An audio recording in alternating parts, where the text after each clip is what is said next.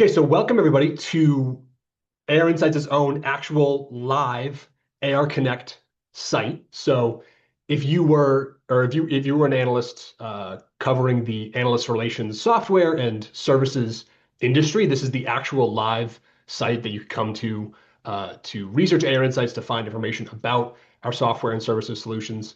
And as you can see, as an analyst, if you were an analyst coming here, you could search through the content, doing a keyword search. You could filter down to certain types of posts or posts on certain topics, which we'll come back to in a bit.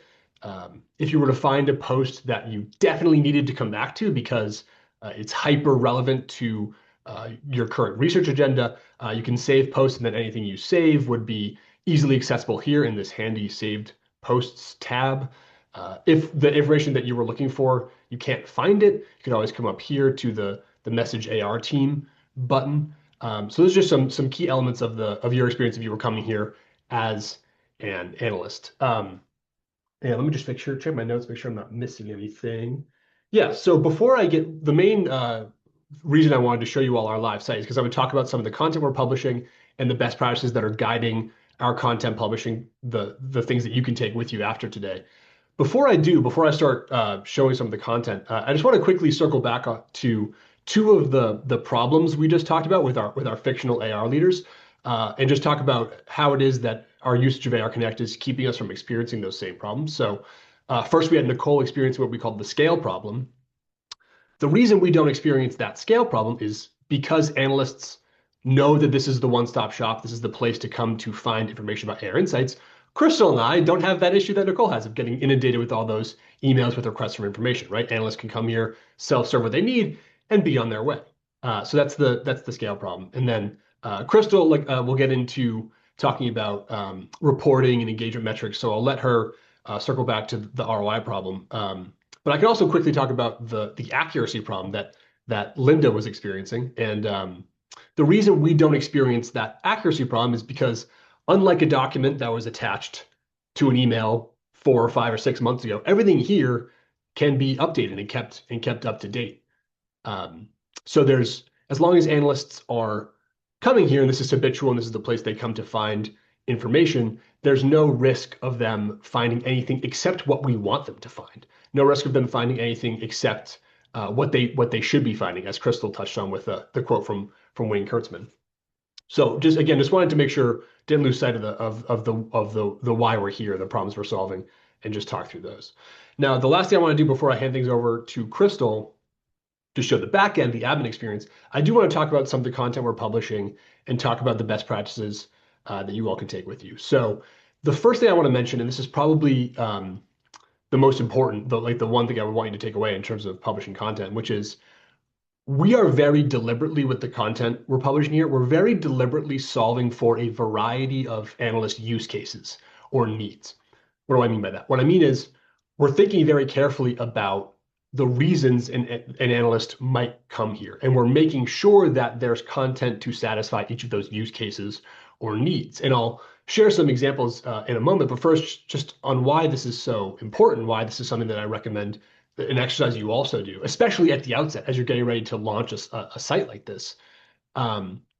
Avoiding the scale problem and avoiding the accuracy problem is contingent on analysts buying into this being their one-stop shop, this becoming a habit for them. And a surefire way to prevent this from becoming a habit is to create a sort of incomplete experience where there's major gaps. So, if an analyst were to come here for the first time with a basic use case and they can't find what they need, what reason do they have to come back, right? So that's why I would encourage you, again, especially at the outset, to take the time to think really carefully about what are all the different reasons an analyst might come here. So for some examples, one reason an analyst might come to our AR Connect site is because they have clients who are experiencing a certain challenge or problem or pain point, and they want to determine whether and how we solve that problem. So as you can see, we have content here to satisfy that use case, content about relieving pain points around administrative work, content around pain points with ROI. This is the part of the program where we get very meta. This is content on our AR Connect site about AR Connect, during a webinar about AR Connect. But in any case, that's one example of a use case that we're solving for. Another reason an analyst might come to our site is because they know we had a big flagship event and they couldn't make it and they're wondering what they missed. So as an analyst, you could come here and you could search AR Engage Live. If you know, you know. And here we go. Here is a complete recording of our CEO, Howard, his keynote presentation at AR Engage Live 2025. And I'll come back to this piece of content in a bit. That's another use case we're solving for.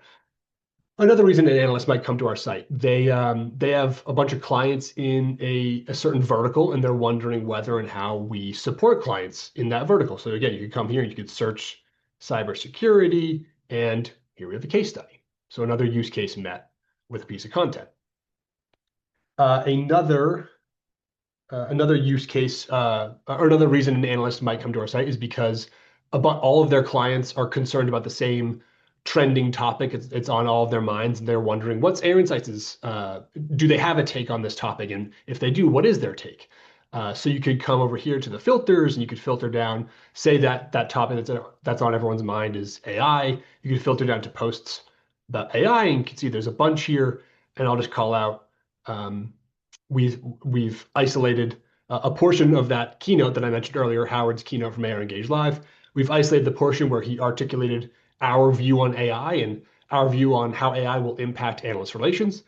And here we go. Here's another use case met. So the point here is whether an analyst is coming here, again, to determine whether and how we solve a certain pain point, to figure out what they missed at a certain event, to determine whether and how we help clients in a certain vertical, to figure out what our take is on a certain topic. All of those different use cases are being met by what's published here.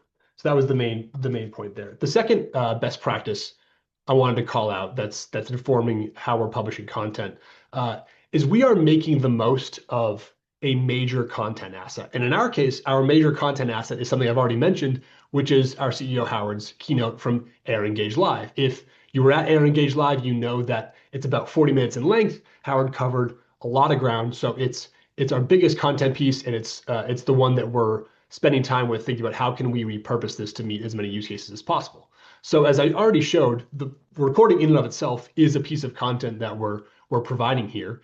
But I've also, as I mentioned, we also isolated the portion of that keynote where Howard, again, talks about AI, how we're thinking about it, how we see it impacting the AR profession.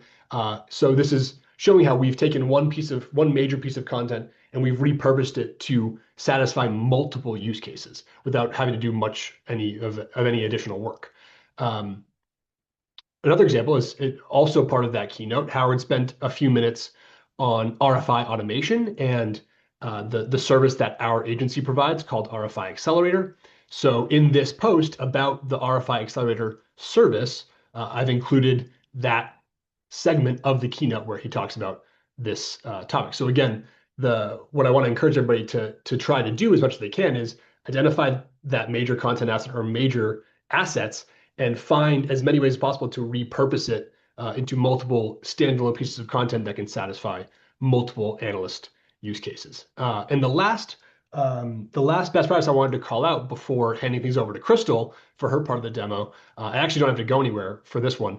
The last best practice I wanted to call out is we are providing a variety of content formats for analysts to consume. So we're giving analysts the choice of a few different formats to consume their content. So you can see in this one post, we have a video here at the top, followed by the body of the post, essentially a blog post. And then we have a downloadable PDF. And the reason that we're doing this, the reason I recommend this is Crystal is going to talk about engagement data when she shows the back end. And by providing this variety of formats, what we're setting ourselves up to do is we can sit back over time and observe in the engagement data which formats our audience gravitates towards, which will allow us to be smarter about the kinds of content we publish going forward, which again serves this purpose of creating an experience that an analyst would want to make a habit. The more deliberate you are about catering to the preferences you're seeing in the data, the more analysts are going to want to come back to use this resource. Again, so you can avoid the scale problem, avoid the accuracy problem.